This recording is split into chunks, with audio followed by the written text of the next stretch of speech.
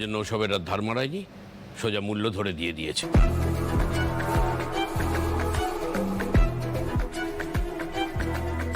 এমন করে ঝামেলা এড়ায় যে ছেলে,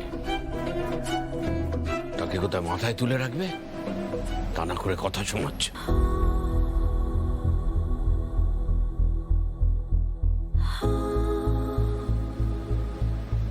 বড় বৌমা কোথায়? বৌদির শরীর খারাপ, মাথা ধরেছে, তাই আসতে পারবে না। সেই তো, ছেলে মেয়ের বিয়েতে মত না থাকলেই তার মাথা ধরে যায়।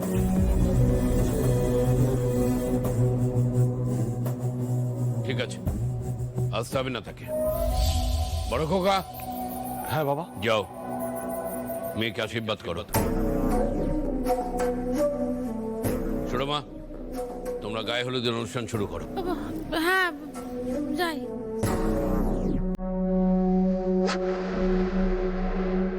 কি ব্যাপার, বিউ করে বাজাচ্ছ কেন?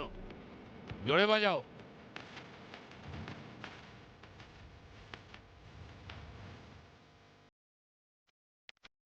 বাড়ির ছোট নাতনির বিয়ে বলে কথা, বাজাও।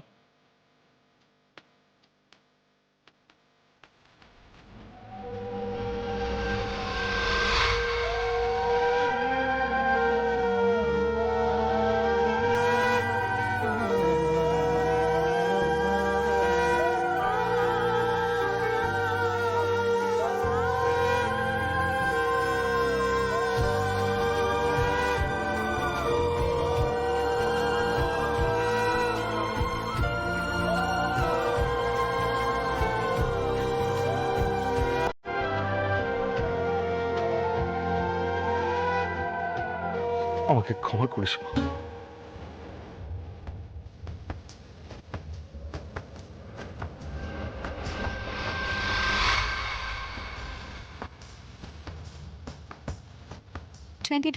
Madhyamik score above 85%. 2022 HS score above 90%.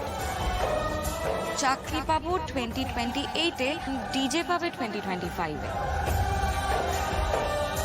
আমি চাকরি পেতে পেতে ডিজে সিনিয়র ম্যানেজার হয়ে যাবে, তাই ওকে বিয়ে করব 2029-এ।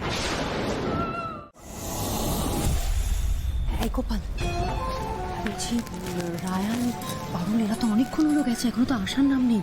এই এত দেরি হলে বাবা তো ব্যাপারটা বুঝে যাবে। আমি বুমকে ফোন দিয়েছি পিসিমণি, আমাকে বললো যে ওখান থেকে বেরিয়ে গেছে, এখনই পৌঁছে যাবে। কিন্তু ওই প্ল্যানটা আদেও এক্সিকিউট করা যাবে কিনা, ওরা কনভিন্সড হলো কিনা সেই বিষয়ে কিছু বললো? সবাই কনভিন্সড হয়েছে।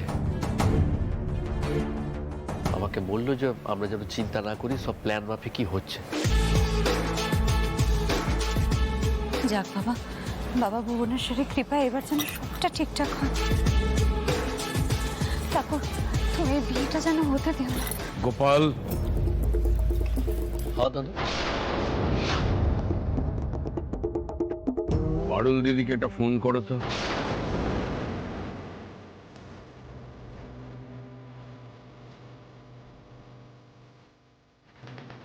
আমি ফোন করছি দাদু, মানে কোনো দরকার ছিল?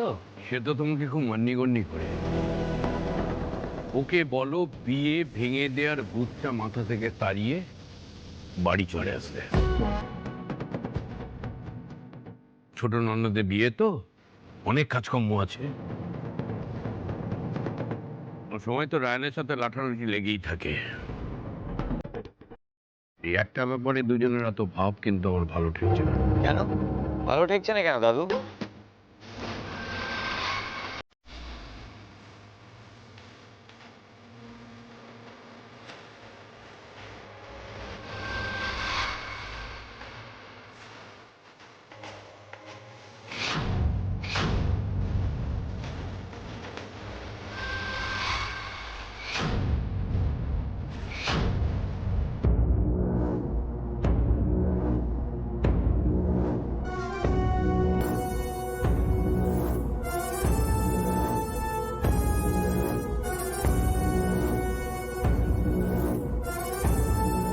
তোমাদের মতলব ভালো নয়, তাই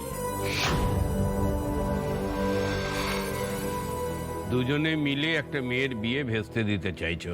এটাকে তো ভালো মতলব বলা যায় না, তাই না?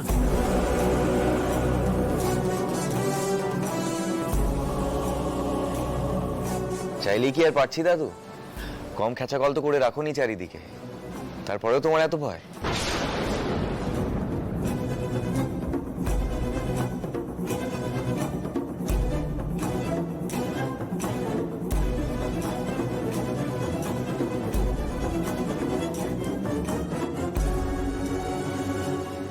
যেখানে বাঘের ভয় সেখানেই সন্ধে হয়।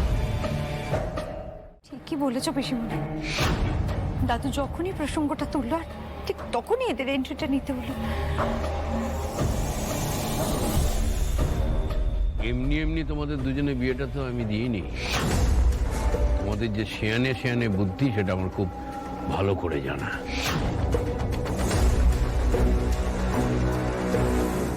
দুজনের বুদ্ধি এক হলে কি হতে পারে সেটা আন্দাজ করার মতো বুদ্ধি আমার আছে। আমি ভয় পাচ্ছি না, কিন্তু সাবধান থাকছি। আর সেটা তোমাদের দুজনকে আমি জানিয়ে দিলাম।